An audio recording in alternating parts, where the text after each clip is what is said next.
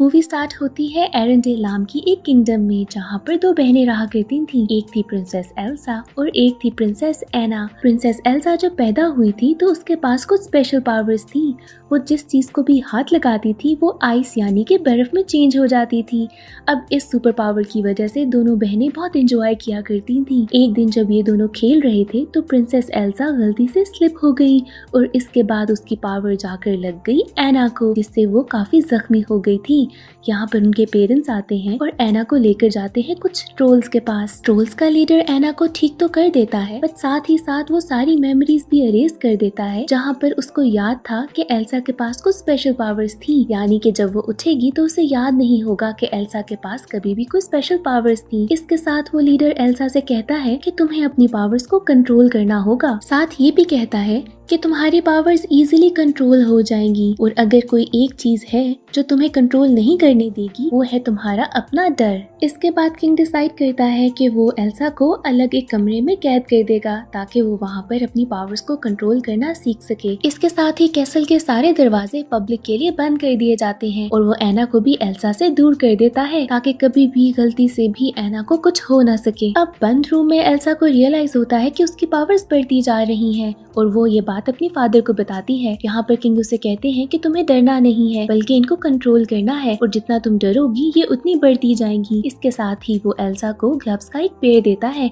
ताकि वो किसी भी चीज को टच ना कर सके। एना बहुत बार एल्सा के पास आती है ताकि उससे बात कर सके, बट एल्सा उसकी किसी भी बात का जवाब नहीं देती और एना बहुत हर्ट होती है। अब ऐसे करते करते बहुत ही ज्यादा साल गुजर जाते हैं और दोनों प्रिंसेसेस बड़ी हो जाती हैं। एक दिन इनके पेरेंट्स यानी कि किंग और क्वीन को ट्रिप पे कहीं जाना था, पर रास्ते में बहुत ही ज्यादा स्टॉर्म होने की वजह से उनकी शिप तबाह हो जाती है और दोनों की डेथ हो जाती है। अब पता चलता है कि नेक्स्ट क्वीन एल्सा बनेगी। इस न्यूज के साथ ही पूरी किंगडम में तैयारियां शुरू हो जाती हैं। दूर दूर की किंगडम से भी लोग इस सेरेमनी को अटेंड करने के लिए आते हैं। यहाँ पर एक ड्यूक भी आता है जो बहुत सालों से किंग के साथ ट्रेडिंग कर रहा था और वो इसी इंतजार में था कि कोई मौका मिले और उसे पता चल सके कि कैसल के अंदर बेसिकली चल क्या रहा है। अब एना तो बहुत ही ज्यादा खुश थी क्योंकि फाइनली वो बहुत सारे लोगों से मिलेगी। इतने सालों में कैसल में बंद होने की वजह से वो बहुत अकेली हो गई थी और फाइनली वो दोस्त बना सकेगी। दूसरी तरफ एल्सा तो बहुत ही ज्यादा डर रही थी कि कहीं उसकी पावर्स का लोगों को ना पता चल जाए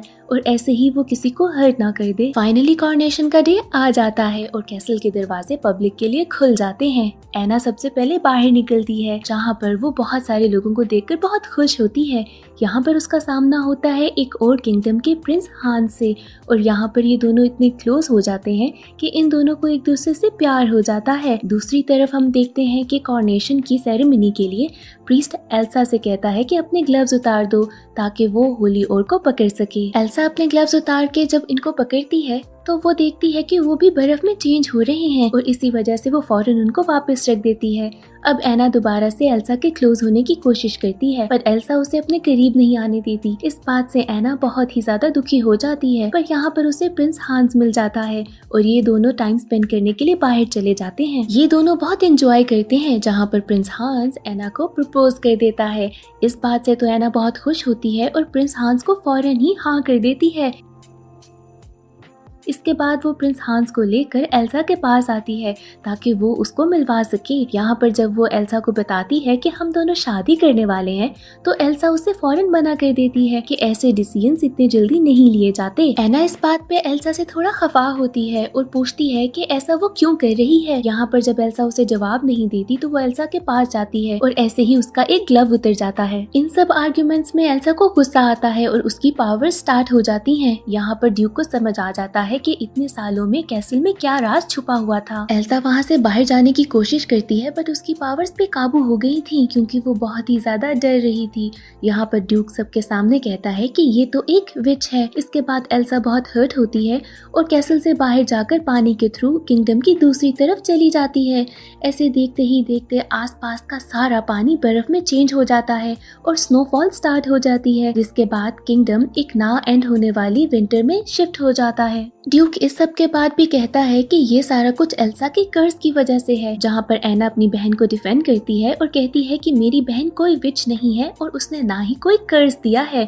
इसके बाद वो हांस को अपने कैसल की सारी रिस्पॉन्सिबिलिटी देकर अपनी बहन को ढूंढने के लिए उसके पीछे चली जाती है। अब एल्सा भी चलते चलते एक माउंटेन तक पहुंचती है, जहां पर उसको रियलाइज होता है कि शायद उसको अपनी पावर से अब डर नहीं लग रहा। यहाँ पर मूवी का सबसे famous song let it go start होता है, जहाँ पर हम देखते हैं कि एल्सा कैसे अपनी पावर से एक बहुत ही ज्यादा शानदार खूबसूरत सा महल बनाती है। एना भी अपनी बहन को ढूंढते ढूंढते एक शॉप तक पहुंचती है, जहाँ पर उसका सामना होता है क्रिस्टोफ नाम के एक आदमी से। क्रिस्टोफ उसे बताता है कि वो नॉर्थ साइड की माउंटेन से आया है, जहाँ पर अचानक से कुछ जरूरत से ज्यादा ही बर्फ पड़ने लग गई थी। एना इस बात से समझ जाती है कि एल्सा वहीं पर होगी और ये आदमी ही उसे वहाँ तक पहुँचा सकता है। क्रिस्टोफ उसे बताता है कि उसका काम था बर्फ बेचने का, बट इतनी ज्यादा बर्फबारी की वजह से उसका काम बहुत स्लो हो गया है और ना ही उसके पास पैसे हैं सप्लाईज खरीदने के लिए। एना उसे कहती है कि मैं तुम्हें सप्लाईज खरीद दूंगी और मुझे ये भी पता है कि इतनी ज्यादा बर्फबारी को कैसे रोकना है, बट इसके लिए तुम्हें मुझे नॉर्थ लेके जाना होगा। इस बात के लिए तो क्रिस्टोफ रेडी हो जाता है और ये दोनों उसके रेनडियर के साथ चले जाते हैं। अब रास्ते में एना उसे पूरी स्टोरी बताती है कि कैसे वो हांस से शादी करना चाहती थी, बट उसकी बहन ने मना कर दिया। अब यहाँ पे तो क्रिस्टोफ भी उसकी बहन से एग्री करता है और उसे कहता है कि मुझे भी यही लगता है, तुम्हारी बहन ठीक कह रही थी, किसी को जाने बगैर ऐसे इतनी जल्दबाजी में शादी तो नहीं करनी चाहिए, तुम्हें उसे पहले कुछ जान लेना चाहिए। अब अचानक से यहाँ पे रेनडियर रुक जाता है और कुछ आवाजें आने लगती हैं। यहाँ पे पता चलता है कि कुछ वेयरवुल्व्स यहाँ पर पास ही हैं। इन सब से बचने के लिए क्रिस्टोफ अपनी स्लेज को एक क्लिफ से दूसरी क्लिफ पर जंप करवाता है। अब यहाँ पर क्रिस्टोफ, उसका रेनडियर और एना तो बच जाते हैं, पर उसका स्लेज नीचे गिरकर तबाह हो जाता है। यहाँ पर नॉर्थ माउंटेन करीब ही थी और ये लोग आगे पैदल सफर तय करते हैं। थोड़ी ही दूर आगे जाने के बाद इनको एल्सा का बनाया हुआ एक स्नोमैन मिलता है, जिसका नाम है ऑलिव। एना ऑलिव से कहती है कि हमें एल्सा तक ले जाओ, क्योंकि इस बदलते हुए मौसम को ठीक करने के लिए एल्सा के पास जाना बहुत जरूरी है। ऑलिव भी यहाँ इस बात से एग्री करता है और बताता है कि मैं भी समर्स एंजॉय करना चाहता हूँ और इन्हें कहता है कि मेरे साथ चलो। दूसरी तरफ किंगडम में एना का घोड़ा अकेला जब वापस आता है तो हांस देखकर समझ जाता है कि शायद एना किसी खतरे में है और वो उसको बचाने के लिए निकलने का सोचता है। यहाँ पर ड्यूक अपने 2 आदमी उसके साथ भेजता है, जिनको उसने ऑर्डर्स दिए थे कि एल्सा को मार देना। दूसरी तरफ एना, क्रिस्टोफ और ऑलिव पहुंच गए थे एल्सा के कैसल पे, जहाँ पर एना अकेले अंदर जाती है। वो एल्सा को कहती है कि देखो सीजन बहुत खराब हो गया है और हर तरफ बहुत ही ज्यादा स्नोफॉल होने लग गई है, तुम्हें वापस आके सब कुछ ठीक करना होगा। एल्सा उसे कहती है कि मैं अपनी पावर्स पे कंट्रोल नहीं कर सकती और कुछ भी अब ठीक नहीं होगा। एना उसको बहुत कोशिश करती है कि मना ले, बट एल्सा उसकी बात नहीं मानती। यहाँ पर अचानक से उसकी पावर्स फिर से आउट ऑफ कंट्रोल हो जाती हैं और एना फिर से हर्ट हो जाती है। यहाँ पर क्रिस्टोफ आकर उसे कहता है कि चलो हम वापस चलते हैं, बट यहाँ पर एना उसे बताती है कि मैं अपनी बहन के बगैर वापस नहीं जाऊंगी। जब एना एल्सा की बात नहीं मानती तो एल्सा यहाँ पर एक मॉन्स्टर क्रिएट करती है, जिसका नाम है मार्शमैलो। उसका प्लान था कि इस मॉन्स्टर से डरकर ये लोग यहाँ से भाग जाएंगे और ऐसा ही होता है।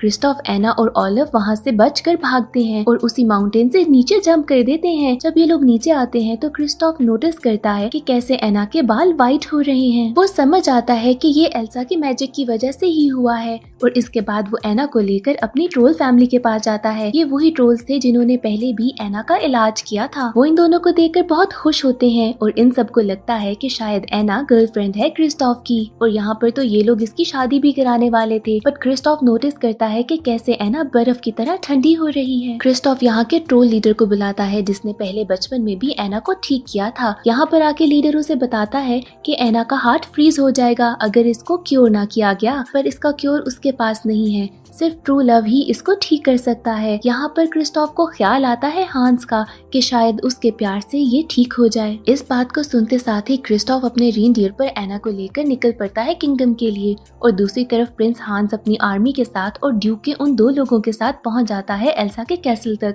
जहाँ पर उसका सामना होता है उसी सेम मॉन्स्टर से, जहाँ पर इनकी लड़ाई होने लग जाती है। अब इसी बीच वो ड्यूक के 2 आदमी कैसल के अंदर चले जाते हैं ताकि जाकर एल्सा को मार सकें। पर इन दोनों का जोर एल्सा के मैजिक के सामने कैसे चल सकता था। एल्सा अपने मैजिक से इन दोनों को रोक लेती है। यहाँ पर इससे पहले कि वो इन दोनों को मार देती, प्रिंस हांस अंदर आता है और एल्सा को रोकता है। वो कहता है कि इन दोनों को मत मारो, अगर तुमने इन्हें मार दिया तो लोगों को यकीन हो जाएगा कि तुम एक विच हो और एक मॉन्स्टर हो, इसीलिए तुम रुक जाओ। अब एल्सा तो रुक गई थी, पर यहाँ पर एक आदमी एक तीर चलाता है जिससे एल्सा के ऊपर का एक बहुत बड़ा सा शैंडलियर नीचे गिरता है और एल्सा बेहोश हो जाती है। जब एल्सा की आंख खुलती है तो वो खुद को एक प्रिजन में पाती है और वो अपनी किंगडम में वापस आ चुकी थी। वो विंडो से बाहर देखती है तो हर चीज बर्फ में चेंज हो चुकी थी। यहाँ पर प्रिंस हांस आता है एल्सा के पास और उसे कहता है कि इस विंटर को ठीक कर दो, पर यहाँ पर एल्सा भी उसे यही बताती है कि उसे नहीं पता कि इसको ठीक कैसे किया जा सकता है। हांस वहाँ से चला जाता है। दूसरी तरफ क्रिस्टोफ एना को लेकर वहाँ तक पहुँच चुका था।